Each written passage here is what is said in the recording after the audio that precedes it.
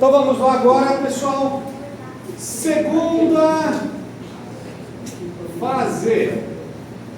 Bom, na nossa apostila, a segunda fase está dizendo aqui pra gente que começa em 1914 e vai até o ano. Opa, pulei aqui.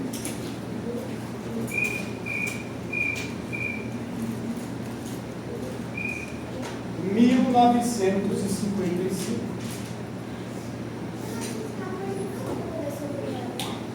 Vamos lá.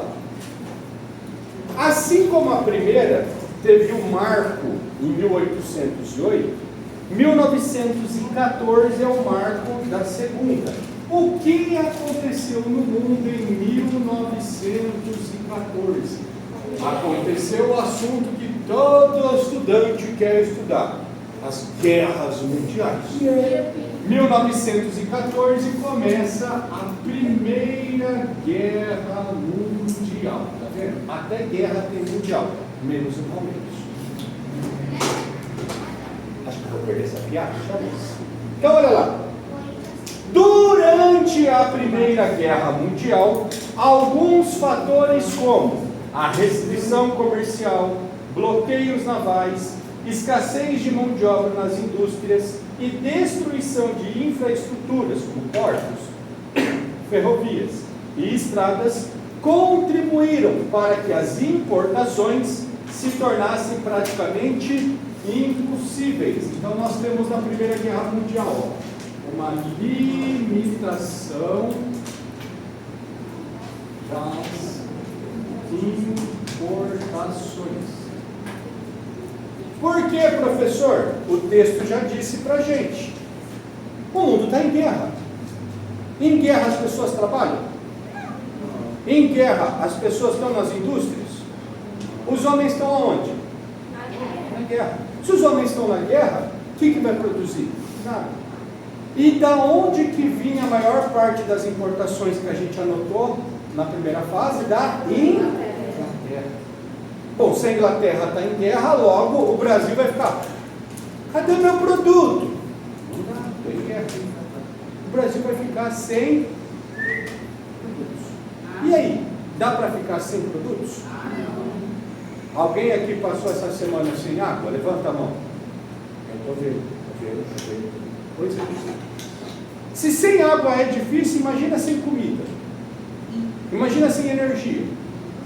Imagina sem coisas básicas do dia a dia. Pois é, foi o que aconteceu durante essa fase. Continuando o nosso texto. As indústrias dos países europeus envolvidos nos conflitos voltaram-se para a fabricação de armas e equipamentos para os soldados. Então lá. Indústrias europeias voltadas para guerra. O que significa essa frase aqui?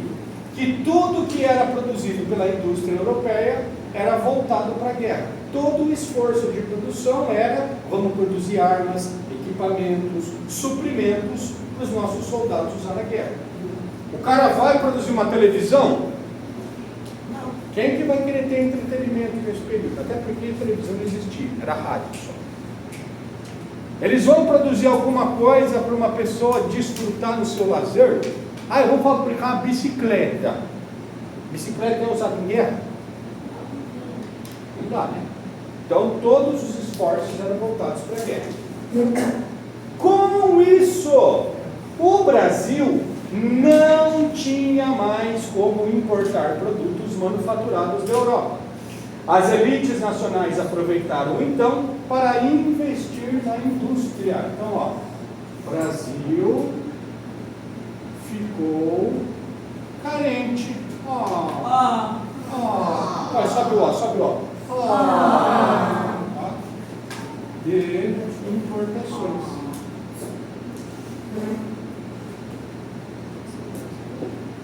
Se eu estou carente, se eu não tenho, quem está carente quer acabar com a sua carência. Como que o Brasil acabou? Vamos anotar aqui, ó.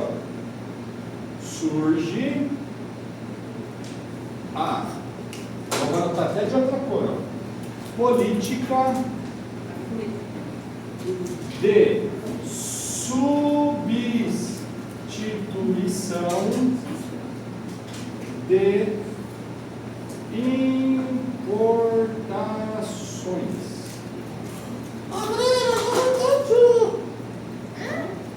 O que é substituir? Trocar. Importação, produto que eu compro de fora. Então agora, o Brasil, como não tem mais produtos da Europa, eu vou substituir. Em vez de eu importar, o que aconteceu? Não. O Brasil passa a produzir o que antes importava. Pronto. A gente passa agora a produzir o que antes a gente comprava de fora. Tudo bem? Difícil até aqui? Olha lá. Dessa forma, ocorreu um real impulso à industrialização brasileira, com o surgimento de fábricas de bens de consumo, como tecidos, sapatos, alimentos e etc. Tudo que antes era comprado, agora a gente fabrica. Isso é a política de substituição de importações. Só que nem tudo são flores.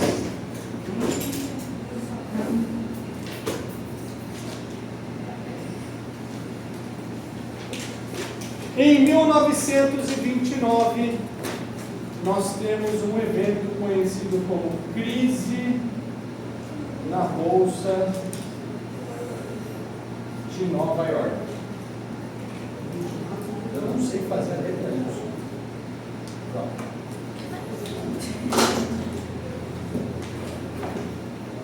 Como assim, professor? A gente estudou no módulo anterior o modelo fordista, vocês se lembram? A esteira, a produção de massa, aquele grande volume. Os Estados Unidos, enquanto a Europa estava em guerra, bateu no peito e falou: Europa, pai está on, você precisar eu fabrico. E começou a produzir demais. Uma indústria que produz demais e vende demais ganha muito, ganha demais. E aí, então, como resultado, a indústria dos Estados Unidos fez os Estados Unidos se tornar a maior potência econômica do mundo. Só que era aquele sistema do Fordismo.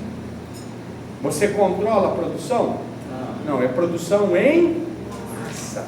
Um monte de produto. Acabou a guerra em 1918 e os Estados Unidos continuou. Só que em 1929, já passou quase que 10 anos depois da guerra, a Europa já estava reconstruída e os Estados Unidos continuavam produzindo freneticamente. Resultado, a Europa parou de comprar o produto dos Estados Unidos e os Estados Unidos quebrou. Isso foi a crise na Bolsa de Nova York. Todo mundo que investia nas indústrias dos Estados Unidos perdeu tudo. E aí eu tenho um problema. Por que eu tenho um problema? Porque os Estados Unidos era o principal comprador do café brasileiro.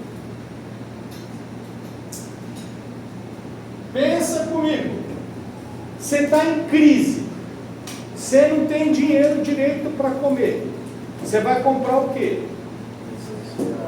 Somente o necessário. Muito bem. Café é necessário?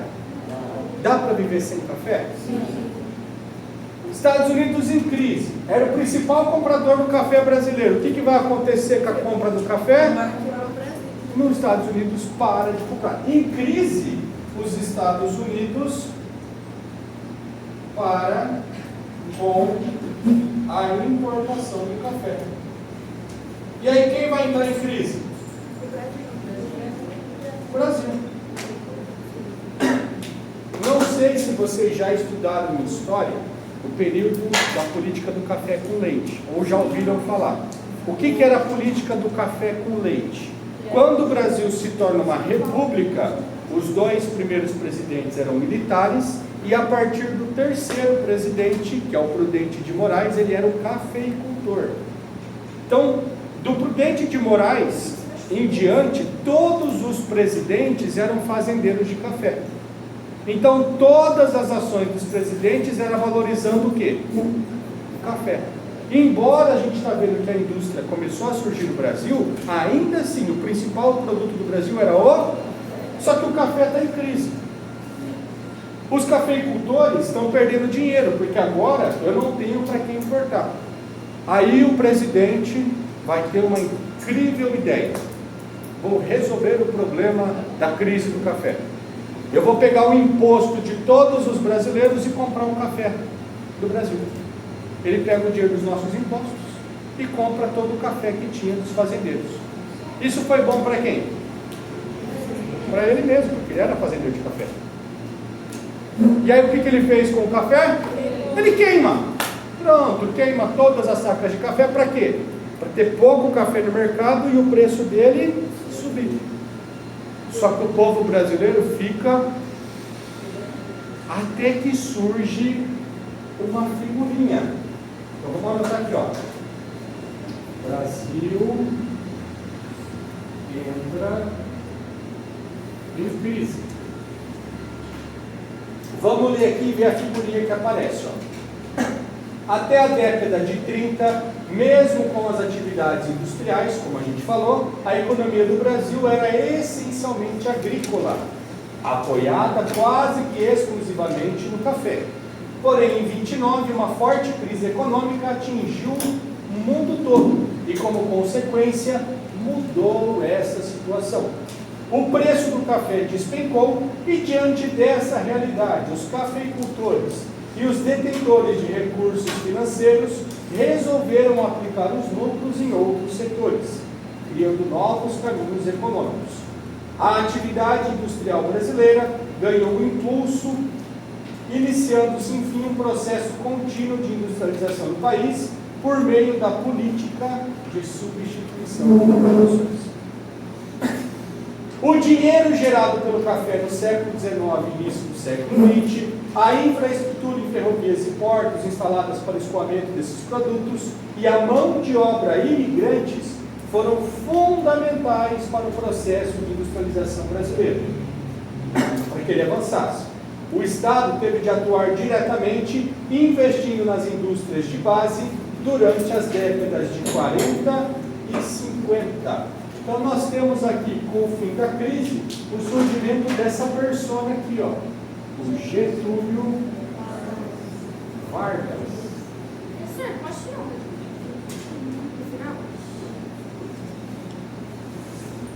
O que o Getúlio Vargas ele fez? O Getúlio Vargas ele ganha a eleição dos cafeicultores. Ele não era cafeicultor, ele era um militar. E ele ganha a eleição dele por quê? Porque o vice-candidato a presidente dele é assassinado.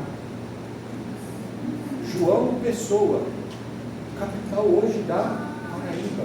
Se você pegar a bandeira da Paraíba, ela é preta, vermelha, com uma frase dentro. Essa frase aqui, ó. O que está escrito? Ô, gente analfabeta.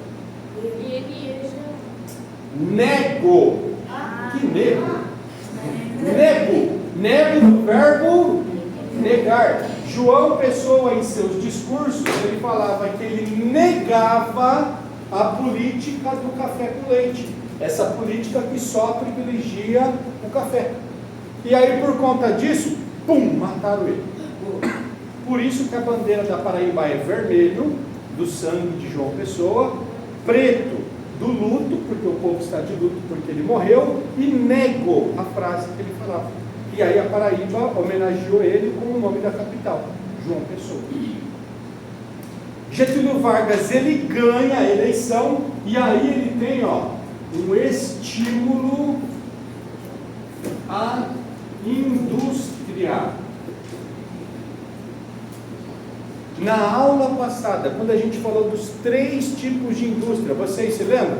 Nós temos a indústria de base, a indústria de bens intermediários e a indústria de bens de consumo. Qual que é a primeira indústria que tem que surgir? A indústria de base. O que a indústria de base faz? Ela vai preparar os materiais para que outras indústrias usem. Olhando no texto, olha as 2 indústrias que o Getúlio Vargas vai construir. 2 exemplos disso são a construção da Companhia Siderúrgica Nacional, CSN. Uma siderúrgica. O que faz uma siderúrgica? Derrete metais, faz o aço. Outra empresa criada pelo governo Vargas, quem que é? Petrobras. O que significa Petrobras? Petróleo brasileiro. Que também é uma indústria de base, é uma indústria que vai trabalhar na exploração mineral. Essa foi a segunda fase da industrialização.